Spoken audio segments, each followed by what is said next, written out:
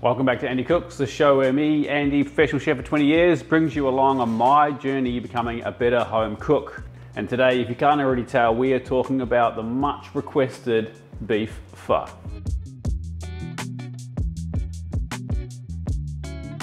Now, I get daily requests for this dish on my TikToks and Instagram Reels, and I didn't think it was going to do it justice just by doing a short format video. So I did do a short format video a week ago, and today we're going to take the time to go through it in more detail and really kind of break it down. Now, I'll be honest, this isn't a dish that I've cooked much. I eat a lot of it because it's delicious and I love it, but I usually just go and buy it.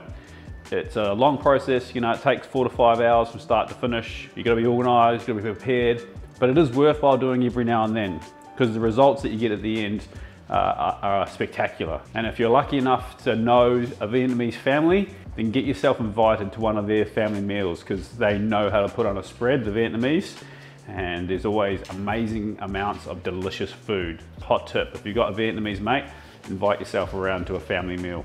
So let's break it down and talk about what you're gonna need. But before we do that, can you please do me a favor and hit that like button? It helps me out heaps. I'm blown away how quickly this channel's grown, and I want to keep giving value to you guys and try and bring you along on this journey, becoming better home cooks, all of us. So smash that like button, subscribe if you're not. I post here every Sunday a long video and every day a short format.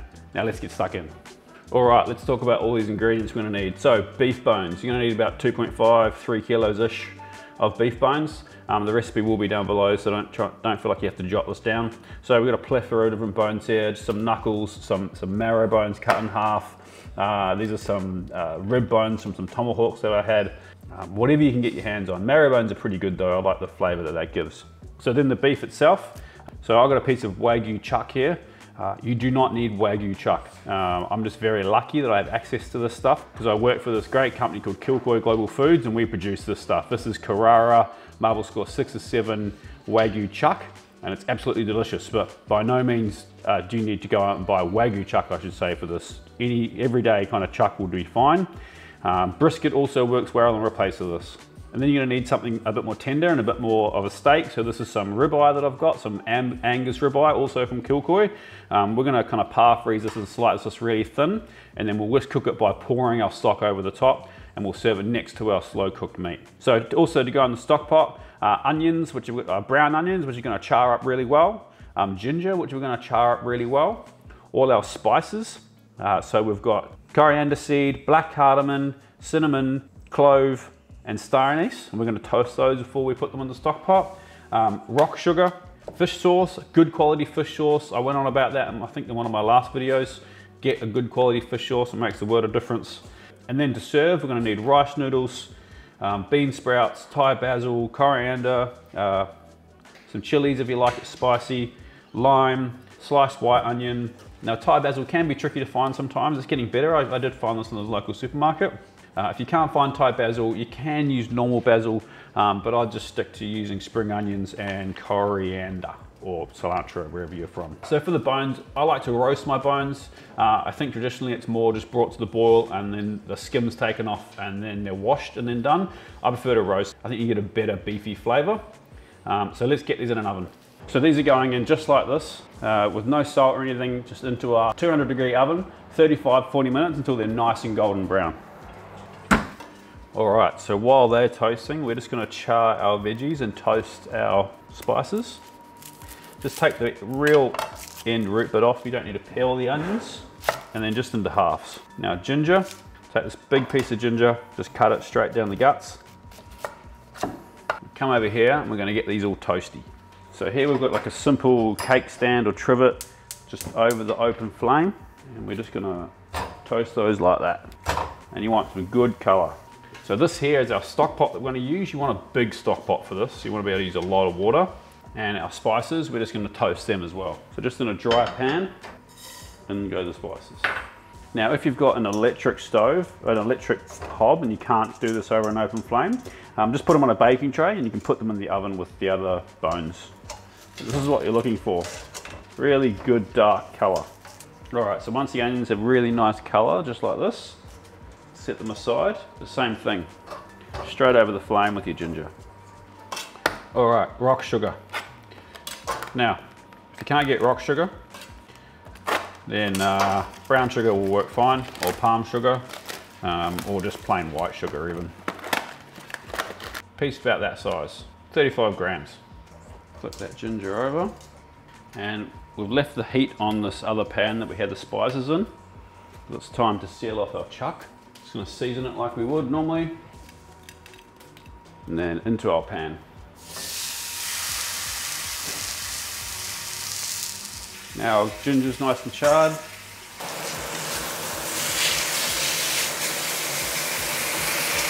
So take your time doing this. You really want to develop a good caramelization, and that will help flavor your stock. All right, now we've got a good color. Leave that to the side. So this is what you're looking for.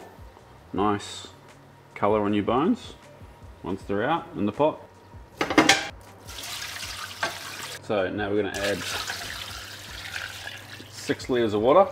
So we're just going to let it sit for 5 minutes with the cold water, and then we're going to skim the top. We'll add the rest of our charred veggies, fish sauce, rock sugar and spices.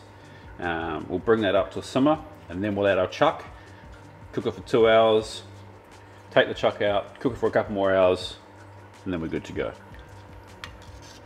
All right, in with our ginger, onion and spices. Our rock sugar's in there, and about half a cup fish sauce. So we're going to bring this up to temperature slowly, and then we're going to add our chuck roast into it. We'll cook this for 4 hours in total. Stock's just come up to the simmer, and I've been skimming it every now and then. Unsurprisingly, there hasn't been heaps of fat come off, and that's as a result of roasting the bones first. You kind of leave a lot of that rendered out fat in the pan.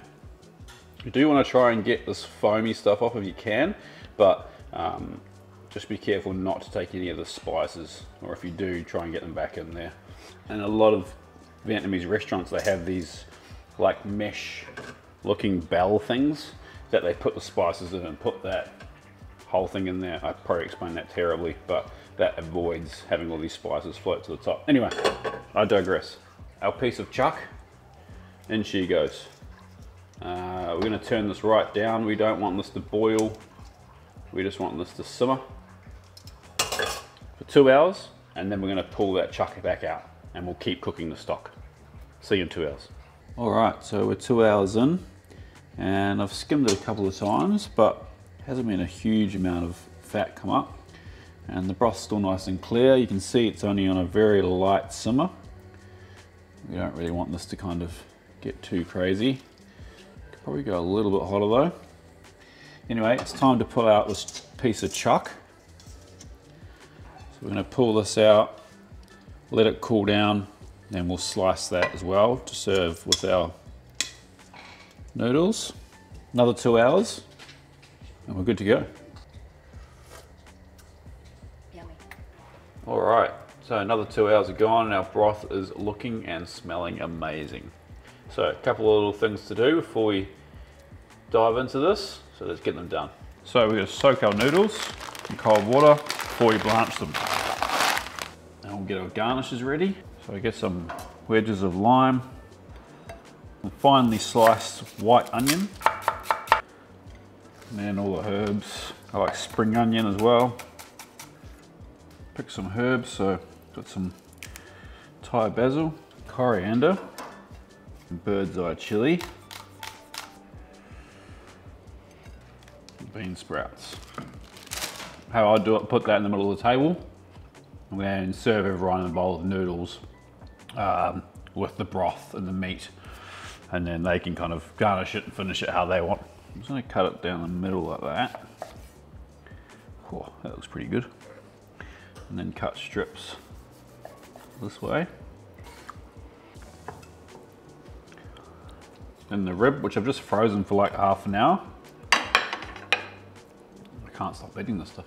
Which we're going to slice really thin, as thin as we can get it, because we're actually just going to cook this with the heat of the broth. So like thin. This is a piece of Angus, ebony prime, so 4+ marble score. And look at it, it's absolutely stunning. Looks like it is Wagyu.